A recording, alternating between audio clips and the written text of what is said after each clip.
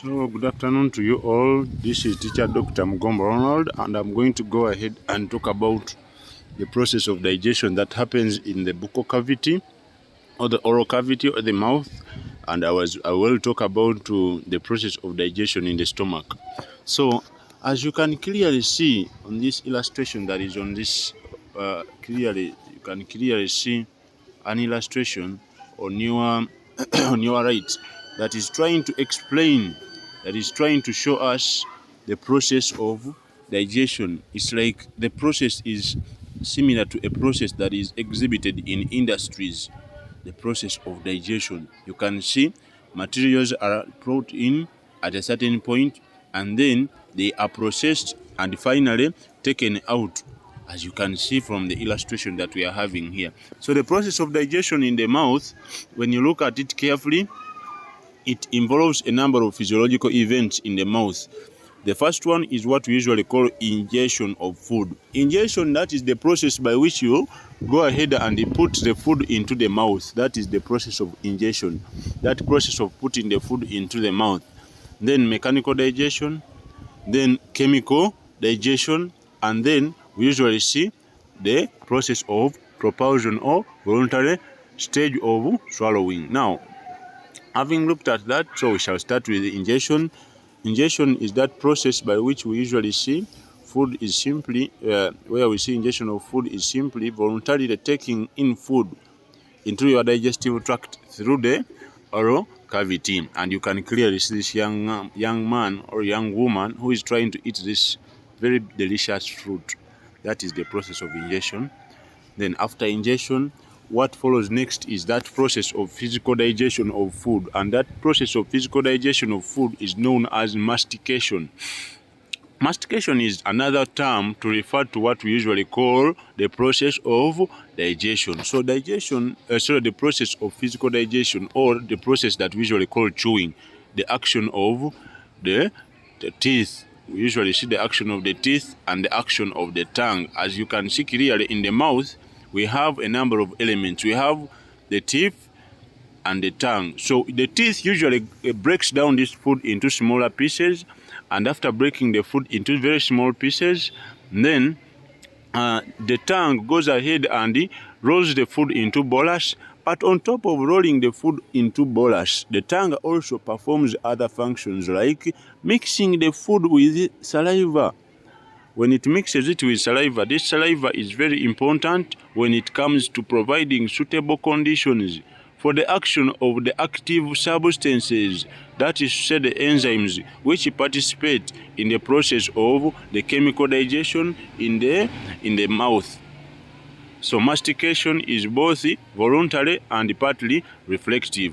Reflexive, I mean, if for instance food is in the mouth, automatically you start chewing, though sometimes you can control the process of chewing by stopping the chewing and beginning the chewing.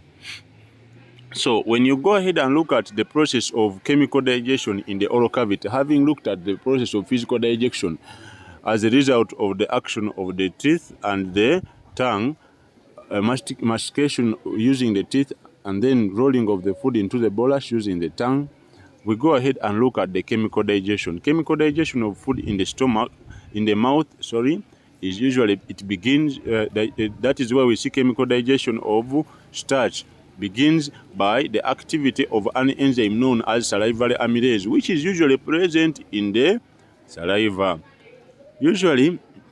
Saliva usually is slightly acidic with some little salts and organic substances which are produced from a gland that is found within your mouth called the salivary gland. So you can clearly see the characteristics of saliva.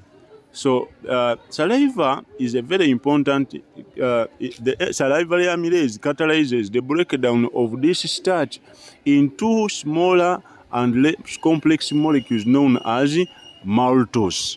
Maltose is the simpler form which is produced as a result of the digestion of starch. Digestion of starch produces maltose.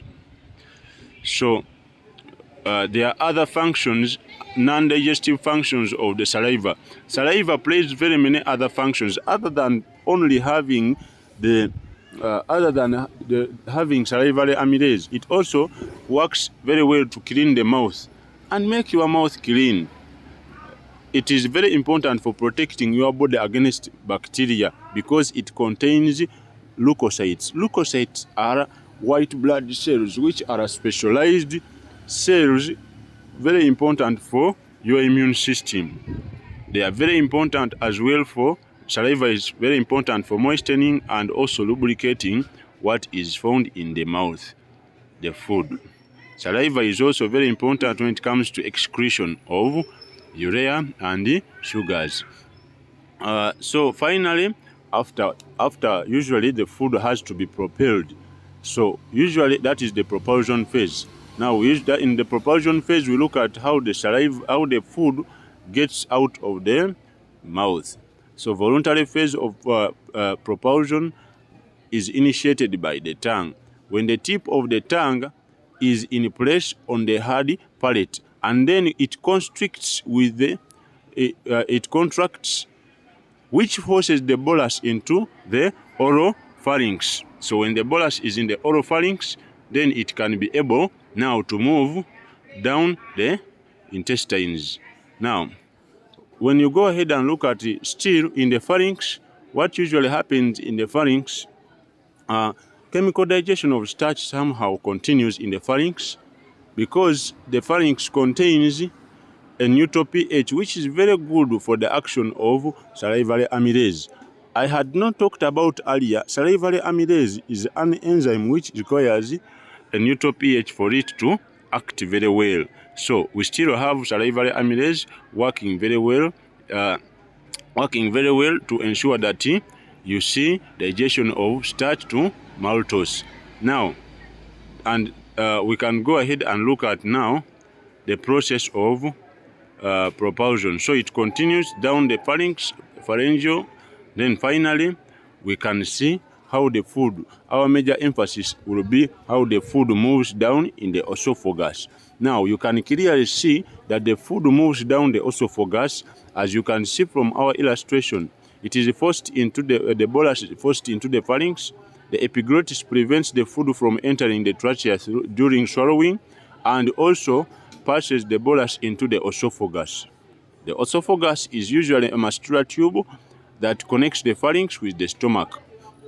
So a series of rhythmic contractions and relaxations known as peristalsis. Usually the food as the food goes through this esophagus, the circular muscles and the longitudinal muscles contract and relax rhythmically in the esophagus, and that pushes the bolus from one unit to the next unit, all along from the pharynx back into the stomach. So that is the process of digestion and the process of swallowing. So digestion begins in the mouth, and basically in the mouth we usually see physical digestion of food, and the only chemical digestion of food that we have there is the digestion of starch to maltose. Then finally there we usually see food going into the stomach through the esophagus.